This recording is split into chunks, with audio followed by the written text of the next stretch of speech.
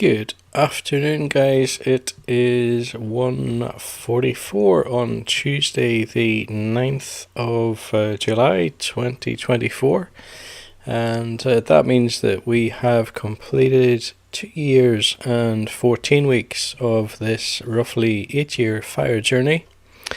Having a quick look at the market today, the current market value, or current trading price, 82.65, up 0.2%.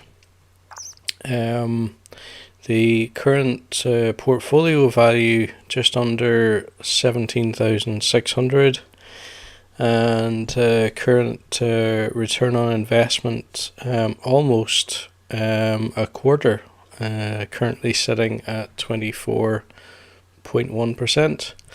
Current average purchase price 66.60.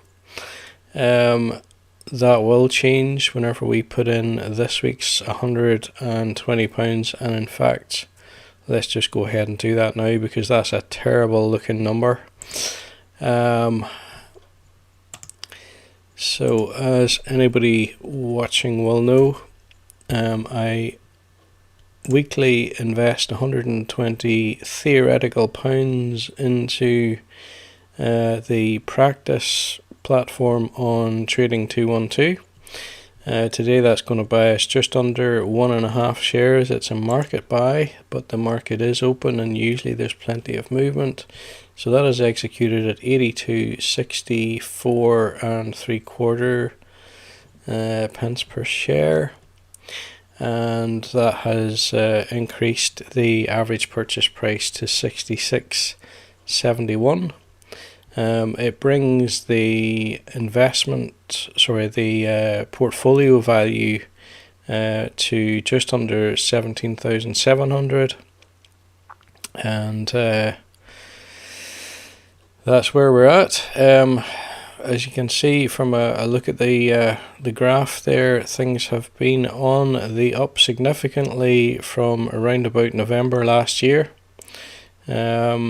with very little in terms of even corrections or breaks at all, really. But if we look back a little bit further, you can see that that's not really that unusual. Okay, that's back as far as I can go, so that's back to 2016. But in general terms, the market does trend upward, with the slight exception for COVID, and obviously the V-shaped recovery. And then you had the war in Ukraine, which is still ongoing, but I think we've learned to live with it now, and things are on the up. Obviously the value of the money is now less because of all the quantitative easing that was done during COVID and so on. But nevertheless, that is where we are. Let's have a look at the notifications. So that's the purchase we have just done. BP down, I think that says 2.8 as opposed to 28. 2.8% after warning of up to $2 billion impairment and lower refining margins. I'm not sure what the impairment is referring to. But Tempur Sealy gains 4% after an investor call eases doubts over FTC litigation, blocking their planned acquisition of mattress firm. GLW in demand. Corning pops 9% on guidance boost as AI spurs demand for optical connectivity products. Morphic soars 75% in response to $3.2 billion acquisition deal with Eli Lilly and Company. As far as I know, I think Eli Lilly and Company is a pharmaceutical. So I wonder whether Morphic has something to do with morphine. But honestly, I don't know. Britvic up 4.5% after agreeing a $3.3 billion takeover deal from Carlsberg. And the remaining notifications there we would have seen before, or at least that takes us back roughly a week from the current time. Most of those companies, maybe with the exception of BP, I don't really recognise, and even with that, I don't really understand what is meant by impairment on that one about BP. And I suppose what I would say in relation to that is just that thankfully, because I am trading with the S&P 500, it's the 500 best performing companies on the Standard & Poor's index. I don't really need to know all the ins and outs. I don't need to know who these companies are. I don't need to worry about whether they are doing well or not doing so well, because as things fluctuate, the holding in the index will be varied, and as a company starts to perform less well, its share of the index will be reduced, and if they really don't perform well enough, they will be replaced by a company which is doing even better. I happen to be watching a couple of videos featuring J.L. Collins, who is the author of The Simple Path to Wealth. I was watching a couple of things yesterday, and it was interesting just to hear him talk about how the market is, or not so much the market, but the index itself is self-cleansing. And I think that's a brilliant term to describe how companies that are not cutting it will in time be replaced by companies that are performing better. There is actually a playlist on the channel. I think it's entitled Financial Education.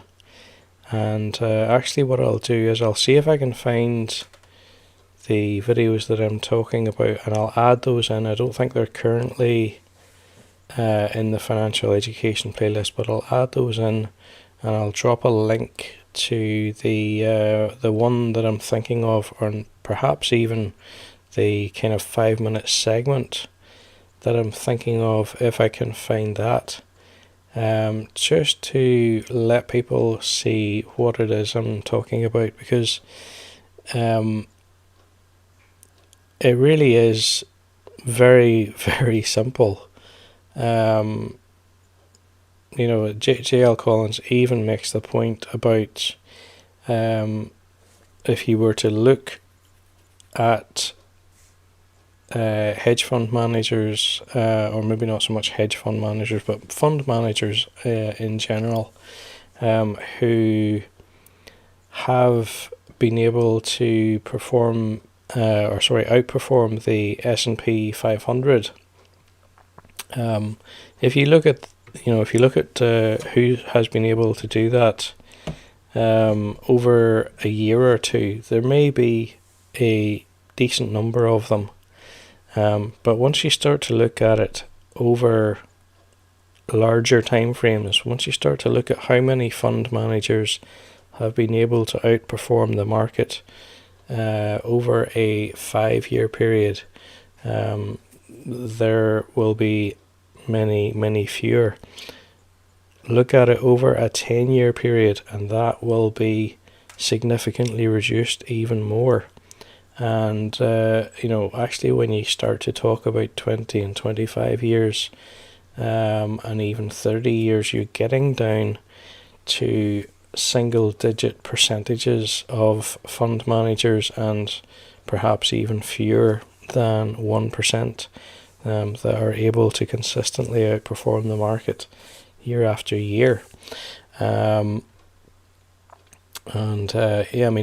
J.L. Collins happened to say, to an extent, I think there was somebody, maybe he had heard say, all you have to do is just do what Warren Buffett did. And he makes the point that, Warren Buffett is an outlier in his field. He is somebody that appears to have a natural gift almost, or he's exceptionally lucky. As he said, it's almost like saying to somebody, just go into a boxing ring and do what Mike Tyson does. That's well and good, he says, if you are Mike Tyson, or obviously if you're Warren Buffett, for example, in investing terms. But for the vast majority of people, it's simply not achievable.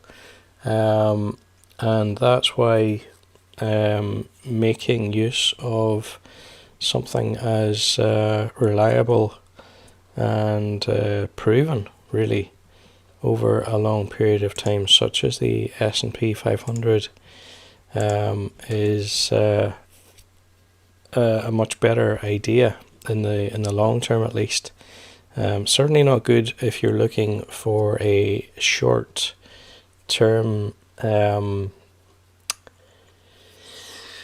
money making scheme or something like that. That's not what it is going to be useful for. But over the long term, the S&P 500 has been shown to produce good returns, generally 10% or better on average per year, when looked at over a 30-year plus time frame. But anyway, with that said, guys, I can tell that my voice sounds a bit weak today for some reason. Not sure why that is, but I will pretty much end it there. As I say, I will post the link for the video that I'm thinking of, and perhaps even the segment or segments that I'm thinking of that I think are particularly relevant, just to explain why the S&P 500 is just as powerful an investment vehicle as all that. And in the meantime, guys, I want to thank you very much for watching. If you're interested in following the journey, please subscribe to the channel. And if it's more of a case that you're just interested, or at least just appreciated this video in particular, why not give it a thumbs up? And if there are any questions you would like me to try to address, I'm not going to pretend that I can address every question, because I'm not a financial advisor. I'm not qualified to provide advice. I can certainly give an opinion on various bits and pieces, and if you would like an opinion, if you have a question, why not drop it in the comments. Perhaps even if I cannot answer directly myself, I may be able to direct you to somewhere where you will get some form of an answer. But in the meantime, guys, thanks for watching, and have a great end to your Tuesday. I'll be back again next week with more.